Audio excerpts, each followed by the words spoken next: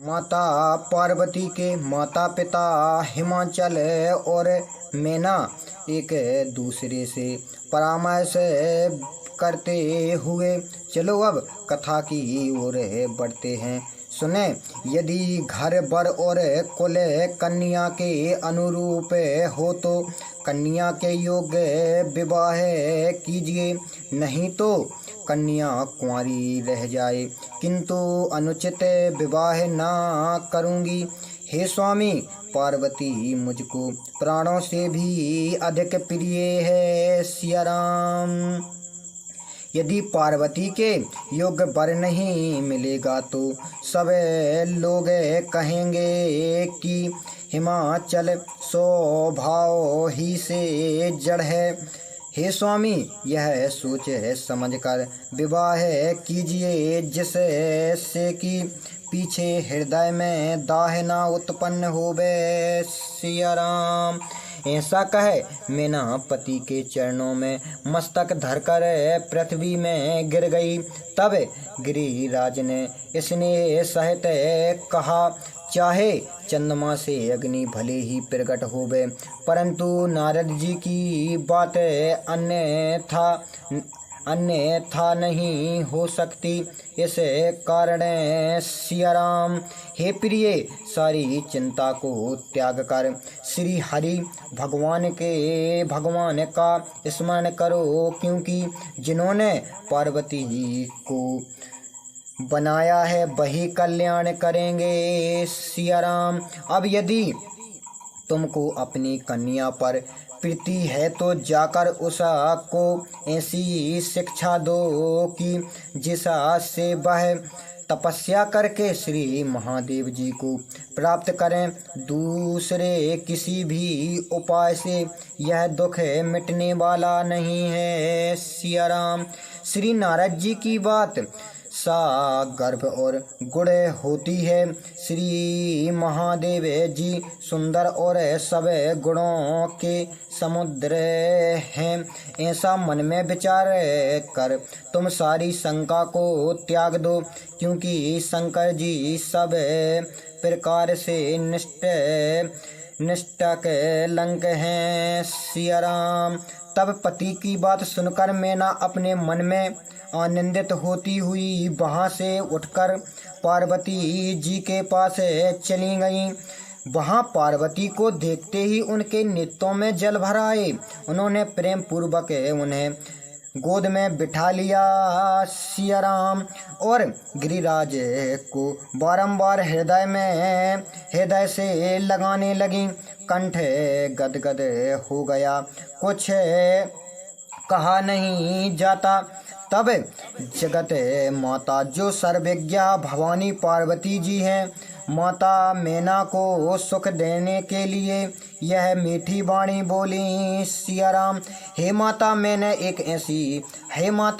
एक ऐसा सपना देखा है जो तुमको सुनाती हूँ। मुझको एक सुंदर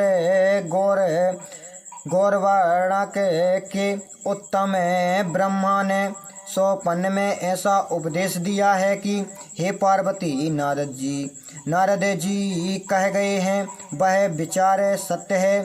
तुम जाकर तपस्या करो, फिर तुम्हारे माता पिता को भी यह मत अच्छा लगा है, क्योंकि तपस्या से सुख होता है और दुख दोष मिट जाते हैं। सिया राम। तप के बल से ही ब्रह्मा जी जगत की रचना करते हैं और श्री विष्णु जी जगत की रक्षा करते हैं। श्री महादेव जी जगत का संहार करते हैं और तप के बल से ही श्री शेष नाग जी पृथ्वी का भाग उठाए रहते हैं। सिया राम। हे भवानी, यह जितनी सृष्टि है सब तपस्या के आधार से ही है। ऐसा जी में जानकर तपस्या करो। इस वचन को सुनकर माता मैना को आश्चर्य हुआ। तब उन्होंने हिमाचल को बुलाकर वहाँ सौपन कहा सुनाइए सिया राम। तब पार्वती जी की माता पिता को बहुत समझ कर प्रसन्न मन से तप करने को चल पड़ी। उन्हें तप के लिए जाते देख माता पिता और प्यारे परिवार के लोग बड़े व्याकुल हुए और किसी के मुख से कोई बात ना निकल सकी सिया राम। तब वेद सिरा मुनि आकर सबको समझाए और कहे कि पार्वती जी की बड़ी महिमा है, जिसे सुनकर सबको ज्ञान और धीरज हुआ सिया राम। उधर प्राणपति शिव जी के चरणों को हृदय में धारण कर पार्वती जी वन में जाकर तपस्या करने लगीं। यद्यपि पार्वती जी अति सुकुमारी थीं और उनका शरीर तपस्या करने योग्य नहीं था, तदपि पति के चरण कमलों का स्मरण करके उन्होंने सब भोगों को त्याग दिया सिया राम। इससे शिव जी के चरणों में नित्य नवीन प्रीति उत्पन्न होने लगी। मन के तप में लीन होने से देह की सुध बिसर गई। तब 1000 वर्ष तक तो पार्वती जी ने कंदमूल और फल खाए और 100 वर्ष केवल शाक ही खाकर बिताए सिया राम। फिर कुछ दिन केवल जल और वायु ही भोजन किया और कुछ दिन तक कठिन उपवास किया। बेल की पत्तियां जो सूखी हुई पृथ्वी पर गिरी रहती थीं, 3000 वर्ष तक उसका ही भोजन करती रहीं सिया राम। फिर उन्होंने सूखे पत्तों का खाना भी छोड़ दिया। तभी से उनका नाम अर्पणा प्रसिद्धि हुआ सिया राम। तब उनके शरीर को क्षीण देखकर आकाश से यह गंभीर ब्रह्मवाणी हुई कि सिया राम, हे गिरिराज कुमारी पार्वती, सुनो, तुम्हारा सब मनोरथ पूर्ण हुआ, अतः तुम अपने इस सारे कलेश को त्याग दो। अब तुमको त्रिपुरारी अर्थात श्री महादेव जी मिलेंगे सिया राम। हे भवानी, पार्वती लोक में अनेक धीर मुनि और ज्ञानी हो गए हैं, परंतु ऐसी तपस्या किसी ने भी नहीं की। इससे अब तुम्हें श्रेष्ठ ब्रह्मा वाणी को अपने हृदय में सदा सत्य और पवित्र जानकर धारण करो सिया राम।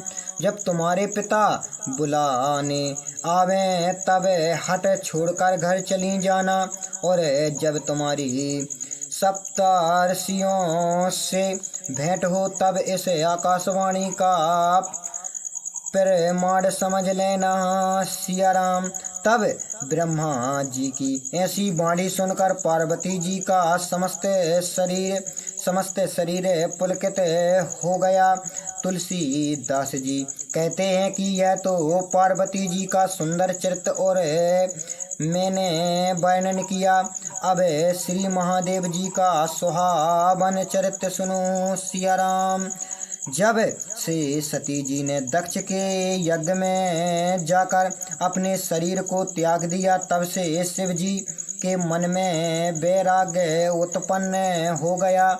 वे सर्वदा श्री रामचंद्र जी का नाम जपते हुए जय तय राम जी का गुणगान सुनने लगे सिया राम। और तब से चिदानंद श्री महादेव जी मोह मद काम से रहित होकर समस्त सुखों के स्थान भगवान श्री हरि को हृदय में धारण कर भूमंडल में विचारने लगे सिया राम। कहीं मुनियों को ज्ञान का उपदेश और कहीं भगवान श्री रघुनाथ जी के गुणों को बखानते हुए। यद्यपि उन्हें कोई कामना नहीं थी, तदपि वे सुजान श्री शिव जी भक्त वियोग के दुख से दुखी थे। सिया राम। इस प्रकार बहुत समय व्यतीत हो गया और राम जी के चरणों में नित्य नवीन प्रीति उत्पन्न होने लगी। तब श्री महादेव जी के नेम प्रेम को तथा उनके हृदय में भक्ति की ऐसी अचल रेखा को देखकर ऐसा कृतज्ञ कृपालु और शील निधि श्री रामचंद्र जी प्रकट हुए कि जिनकी तेज विशाल है, वे शंकर जी प्रशंसा करके बोले, हे शिव जी, अपने आप के बिना ऐसा कौन है जो इस कठिन व्रत का निर्वाह करे।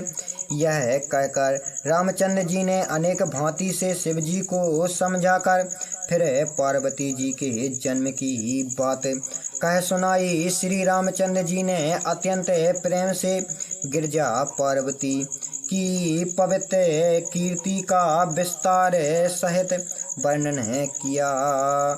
कहा कि हे श्री राम, हे महादेव जी, अब आप मेरी यह विनती सुनिए कि यदि आपका मेरे ऊपर स्नेह है तो जाकर पार्वती जी के साथ विवाह कर लीजिए। यह मुझको मांगने से दीजिए। सिया राम। तब महादेव जी ने कहा, हे नाथ, यद्यपि यह उचित नहीं है, तदपि आपकी आज्ञा मेटी नहीं जाती। आपकी आज्ञा को शिरोधार्य कर पालन करें। हे नाथ, हमारा यही परम धर्म है। सिया राम। क्योंकि माता पिता गुरु और स्वामी बात बिना विचारे ही हितकारी एवं मंगलप्रद समझकर करनी चाहिए। आप सब प्रकार से मेरे हित करने वाले हैं, इस कारण हे स्वामी, आपकी आज्ञा शिरोधार्य है। सिया राम। तब महादेव जी के धर्मयुक्त वचन सुनकर श्री रामचंद्र जी अत्यंत संतुष्ट हुए। पश्चात बोले, हे शंकर, तुम्हारा प्रण रह गया, अतः जो मैंने कहा है उसको हृदय में रखिएगा। सिया राम। ऐसा कह श्री रामचंद्र जी अत्यंत ही ऐसा कह श्री रामचंद्र जी अंतर ध्यान हो गए और महादेव जी ने उसी मनोहर मूर्ति को अपने हृदय में धारण कर लिया। उसी समय सप्तऋषि श्री महादेव जी के पास आए और शिव जी ने उनसे इस प्रकार सुहावने शब्द कहे। सिया राम। हे मुनियों, आप पार्वती जी के पास जाकर उनके प्रेम की परीक्षा लें और हिमाबंद को ऐसी प्रेरणा करें कि वे संदेह को त्याग कर अपनी पुत्री घर ले जावें। सिया राम। तब महादेव जी की ऐसी वाणी सुनकर सप्तवर्षीगण बहुत खुश मानकर हर्षित हो वहाँ को चले जहाँ भवानी पार्वती जी विराजमान थीं। वहाँ ऋषियों ने भवानी गौरी को ऐसे देखा मानो कोई तपस्वी की साक्षाता मूर्ति हो। सिया राम। तब मुनियों ने कहा, हे पार्वती सुनो, तुम किसी कारण से यह महान तपस्या कर रही हो, किसी की आराधना करती हो और तुम क्या चाहती हो, हमसे सब भेद सत्य कहो। तब पार्वती जी ऋषियों की बात सुनकर गुड़ किंतु मनोहर वाणी में बोली। सिया राम। मन का मर्म करते हुए अत्यंत संकोच होता है। आप हमारी जड़ता को सुनकर हंसेंगे। यह मेरा मन ऐसा हट में पड़ा रहा है कि शिक्षा की बात नहीं सुनाता और जल पर भीत उठाना नहीं चाहता। सिया राम। नारद जी जो कुछ कहा है उसको सत्य जानकर मैंने बिना पंख के ही उड़ना चाहती हूँ। हे मुनियों, मेरी आज्ञानता तो देखिए कि मैं अभी कारी शंकर जी को पति बनाना चाहती हूँ। सिया राम।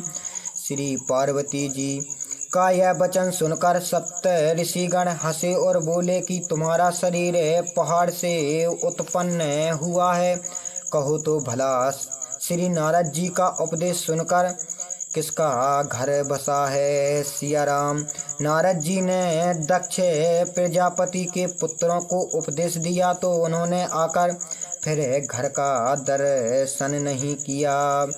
फिर चित्त केतु के घर को भी इन्होंने ही नष्ट किया और यही हाल हिरण्यकशिपु का किया। सिया राम।